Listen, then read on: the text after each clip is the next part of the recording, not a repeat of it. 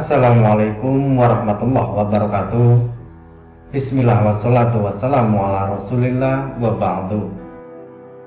Saudaraku yang dirahmati Allah, seperti yang kita ketahui, surah Al-Ikhlas merupakan surah ke-112 dari 114 surah dalam Al-Quran. Surah ini diturunkan di Makkah dan termasuk dalam surah Ma'iyyah. Surah Al-Ikhlas hanya terdiri dari 4 ayat.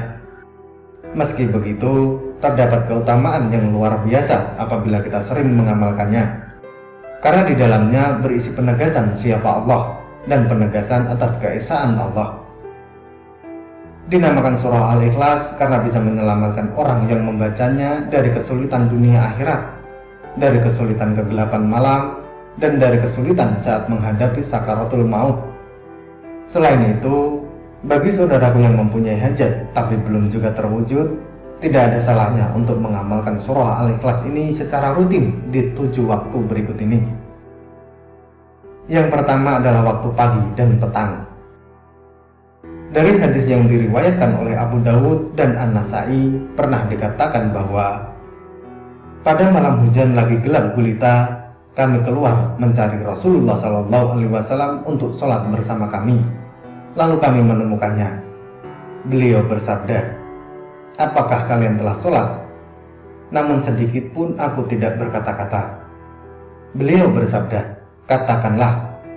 Namun sedikit pun aku tidak berkata-kata. Beliau bersabda lagi, "Katakanlah." Namun sedikit pun aku tidak berkata-kata. Kemudian beliau bersabda lagi, "Katakanlah."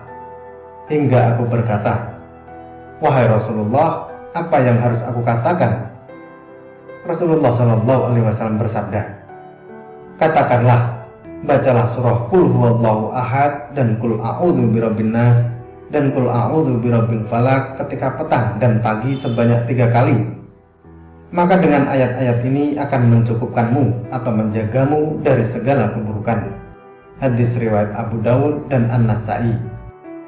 Maksudnya adalah kita sangat dianjurkan untuk membaca ketiga surah pendek ini untuk memulai hari saat hendak beraktivitas dan ketika selesai beraktivitas. Tujuan membaca ketiga surah ini semata-mata adalah untuk mencari ridho dari Allah, agar saat bekerja ataupun beraktivitas, Allah senantiasa memberikan rezeki yang berkah dan menjaga kita semua dari segala macam bentuk kezaliman manusia maupun jin. Lalu yang kedua adalah sebelum tidur. Dari Aisyah radhiyallahu anha pernah mengatakan bahwa Nabi SAW ketika berada di tempat tidur di setiap malam, beliau mengumpulkan kedua telapak tangannya, lalu kedua telapak tangan tersebut ditiup dan dibacakan Qul huwallahu ahad, surah Al-Ikhlas, Qul a'udzu birabbil falaq, surah Al-Falaq, dan Qul a'udzu birabbin nas, surah An-Nas. Kemudian beliau mengusapkan kedua telapak tangan tadi pada anggota tubuh yang mampu dijangkau, dimulai dari kepala, wajah, dan tubuh bagian depan. Beliau melakukan yang demikian sebanyak 3 kali. Hadis riwayat Bukhari. Tujuan kita apabila melakukan hal tersebut adalah supaya tidur kita dijaga oleh para malaikat Allah dan terhindar dari mimpi buruk yang menyesatkan. Lalu waktu yang ketiga adalah ketika ingin meru'yah. Dari Aisyah radhiyallahu anha, dia berkata, apabila Rasulullah SAW hendak tidur, beliau akan meniupkan ke telapak tangannya sambil membaca Qul huwallahu ahad, surah Al-Ikhlas dan Mu'awwidzatain, surah An-Nas dan Al-Falaq.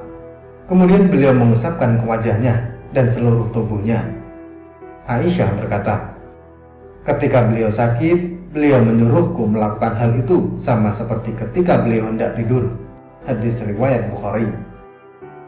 Ini artinya surah Al-Ikhlas bisa kita manfaatkan untuk menyembuhkan bagian tubuh kita yang sedang sakit.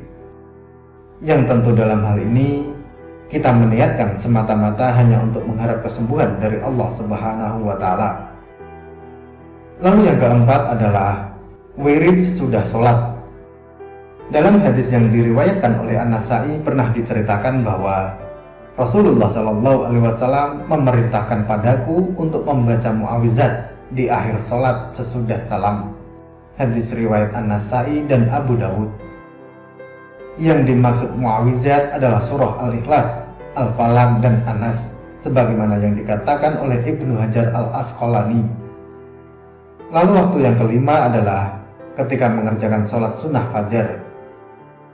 Dalam hadis yang pernah diriwayatkan oleh Ibnu Khuzaimah, ia berkata bahwa Rasulullah SAW pernah bersabda, sebaik-baik surah yang dibaca ketika 2 rakaat qabliyah subuh adalah surah Al-Ikhlas dan surah Al-Kafirun. Lalu yang keenam, dibaca ketika mengerjakan sholat sunnah ba'diyah maghrib.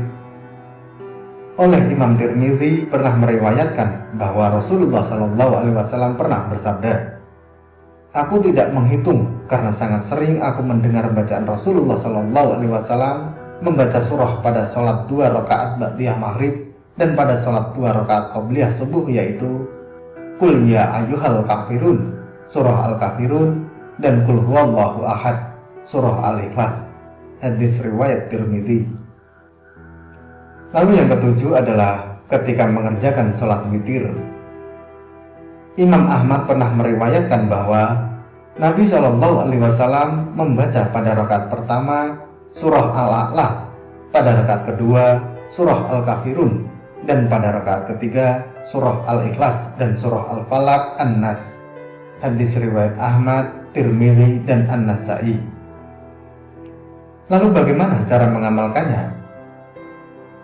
Apabila kita mempunyai hajat yang selama ini mungkin belum terwujud, cobalah untuk merutinkan membaca 3 kali saja surah Al-Ikhlas ini di waktu pagi, di waktu petang, sebelum tidur, setelah sholat wajib yang didahului dengan zikir terlebih dulu, dan setelah sholat sunnah lainnya. Tata caranya, apabila setelah selesai berzikir dalam sholat wajib, bacalah 3 kali surah Al-Ikhlas ini, kemudian berdoalah. Minta satu keinginan dari saudaraku semuanya yang selama ini ingin didapatkan. Kerjakan hal ini rutin selama 41 hari. Insya Allah, Allah Subhanahu wa Ta'ala akan menunjukkan jalan bagi saudaraku semuanya untuk mendapatkan apa yang saudaraku ingin dapatkan. Yang terpenting adalah kerjakan secara istiqomah, tetap berbaik sangka kepada Allah, dan fokuskan hanya untuk mendapatkan ridho dari Allah Subhanahu wa Ta'ala. Semoga Allah selalu memberikan rahmat dan kelapangan rezeki untuk kita semua. Amin, amin ya rabbal alamin. Wallahu a'lam bishawab. Semoga materi ini bermanfaat. Sampai ketemu pada materi berikutnya. Dan wassalamualaikum warahmatullahi wabarakatuh.